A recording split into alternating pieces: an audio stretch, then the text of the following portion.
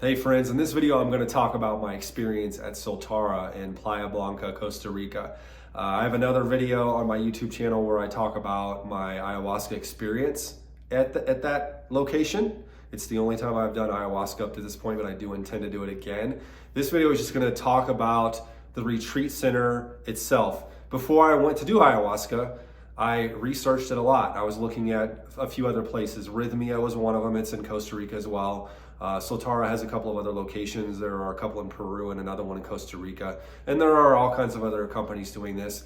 I live in Colorado. There are actually places here locally where a person can go and experience the medicine.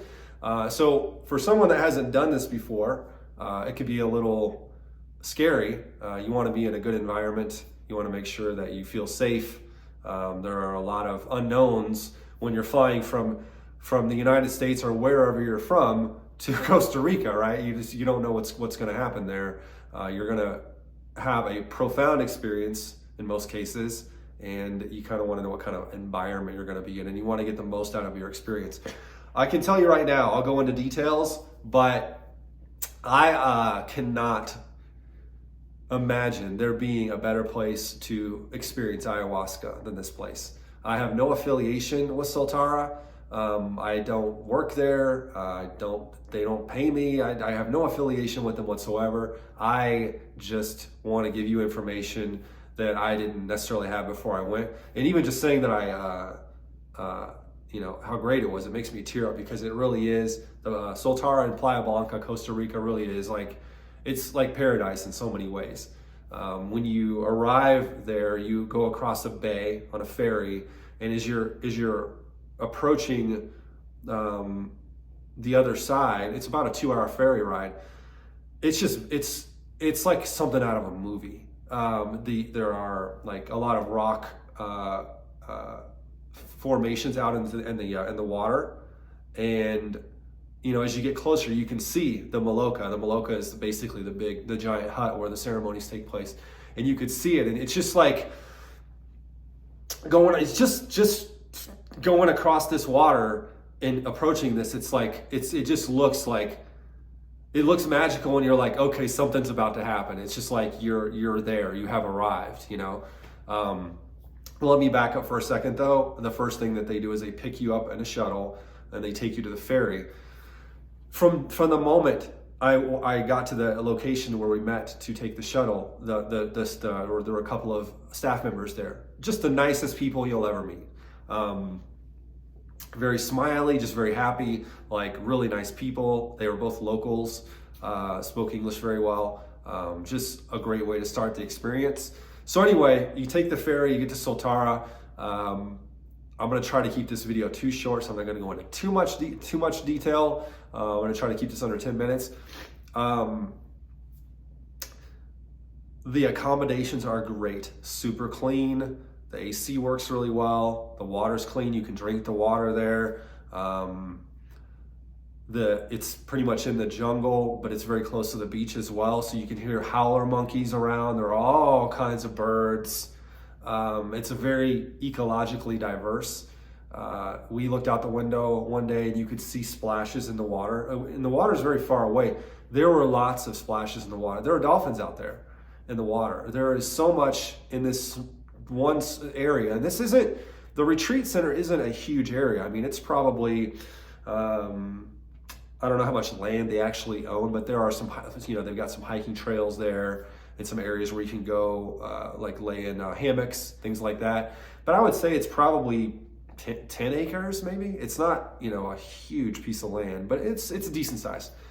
But the accommodations are amazing, super clean. Everything is well, the linens, all of it. And they come and change your linens on a regular basis if that's something that you want done. You can do laundry there. They'll do your laundry for you. Just the accommodations, as far as the rooms are concerned, great. I shared a room with a friend. It was a double bed. They have king size rooms with king size bed, and then they have smaller rooms that you can purchase. I forget what they call them, but I don't think they're air conditioning. But mine was a double bed. It was great. I think everybody was okay with their accommodations. They feed you while you're there. I tend to take a lot of supplements when you get there. They ask you to surrender all of your contraband, vitamins, protein powder, protein bars, anything you have, they want you to give, they'll hold it for you because they want you to kind of stick to the dieta, to their diet while you're there, and to not be, stuffing all this random food into your mouth that may conflict with the medicine in some way. The food there, unbelievably good. They make your food for you. They make 3 meals a day for you, except for the days that you do ceremonies. On the ceremony days, you do breakfast and lunch. Excuse me, I'm getting over a cold. On ceremony days, you do breakfast and lunch, and then you don't have dinner because you're going to be doing the ceremony that night. You don't want to have too much in your stomach. But the food, super good. All kinds of vegetarian options, a little bit of meat. They made some hard-boiled eggs pretty much every day, oatmeal, all kinds of fruits and vegetables, juices. You can eat between meals too. They have like bananas and whatnot out there. They have, water machine. There's a nice large area with tables that's covered, and everybody gathers there together, at each meal to eat, and which is great. You get to talk to all these people. You're talking about your experiences. You're talking about what brought you there. You really I went on a week retreat. I believe they do 5 days. I think they do 3, 5, 7, and 12. They may do longer than that, but that was one of the best parts of the whole thing, is talking to all these people, because these are all like-minded people. They are going down there to learn something about themselves, to do some healing on themselves. Everybody's kind of there for the same reasons, and we're all kind of on the same wavelength. The people you meet there are amazing. In my retreat, there was a girl there from Qatar. There were several people from the United States, of course. There were 2 people from Australia. I'm leaving some people out. There were people from all over New York City, Chicago. All over the United States. People come to this place from all over the world. So food is great. Don't have to worry about it. You're going to get plenty to eat. If you want to stuff your face at breakfast and lunch, you can eat as much as you want. There's plenty of food for everyone. If you want to fast, you could probably do that too, or just go light on the food. That's fine. But the food was great. They have a chef. The chef cooks every day. Unbelievably good food. The retreat center itself, the grounds. So like I said, you have some hiking trails. You can walk down to the beach. There's a bit of a hill you have to walk down to get to the beach. It's probably an 1/8 to 1/4 of a mile. It's not far. The water there is really nice. I got out in the water. It's pretty warm. It's in Costa Rica, so it's probably like that all year round. I was there in the wintertime. It was fine.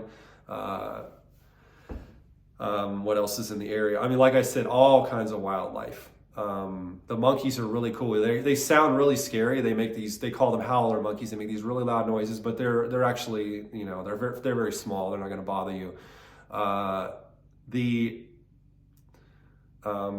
They have hammocks there. Everything is relatively close together. Like, you're not walking too far from the Maloka to your room.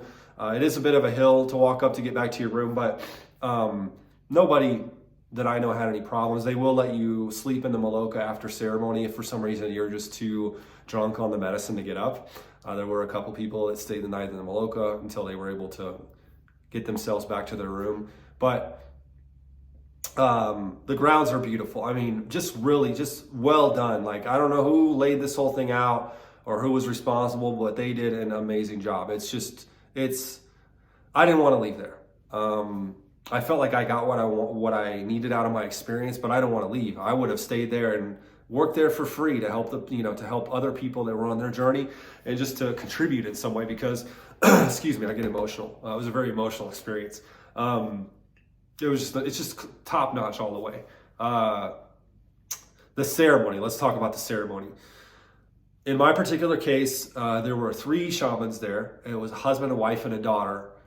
They are from Peru. I believe they used to bring the medicine from Peru. I believe they make it on site now. They started to grow what they need to grow there to make it on site. The medicine doesn't taste that bad, at least not this particular medicine. This is the Shipibo tribe. They've been doing this for a long, long time. The medicine tastes kind of like prunes a little bit. It's not horrible.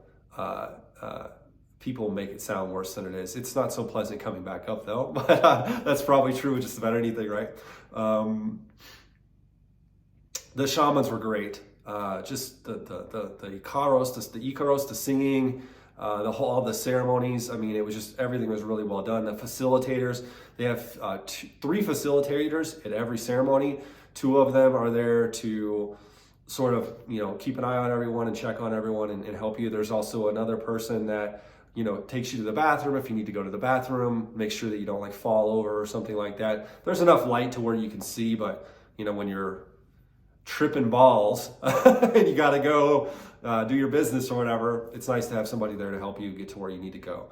As far as the ceremonies are concerned, the first day, everybody starts out with 1 cup, and at that point, they wait about 45 minutes to an hour. If you want to go up and have a second cup, you can during that time. You can probably go do a third cup if you want, but I think it's smart to start everybody out with 1 cup on the first night to begin with, because for some people that's more than enough. I took 2 the first night. I actually took 2 every night, but the second and third nights, I took them both at the same time. I took it all at once. Definitely a big difference compared to spacing them out. But I think as the week goes by, it kind of builds up in your system. So I believe that each day, it seems that you need a little less. It was, for me, I took 2 cups all 3 days that I took the medicine, but each day it was more powerful. There were 4 ceremonies in my experience, but I did not participate in the 4th one because I couldn't drink. I didn't want any more. I was good. I just didn't. So I went and sat in ceremony with everybody else. I drank like a quarter of a cup. It really didn't do much, but I was good. I just didn't feel like I needed it anymore. I got what I needed, and I didn't want to be disrespectful, honestly, to keep putting this in my body unnecessarily.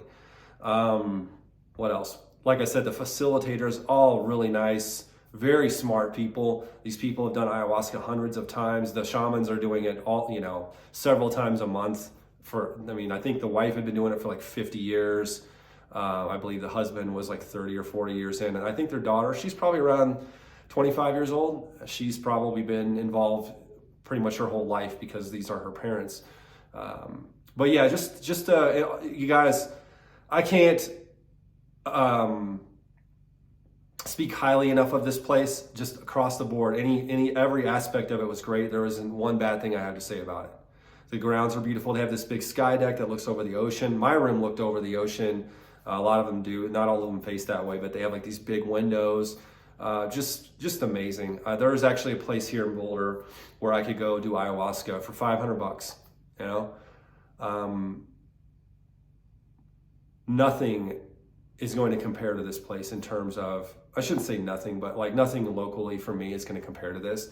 I feel more comfortable going out to Costa Rica and doing it there and spending $5,000 than spending $500 here, because I know I'm in a great environment with great people. And it's just, they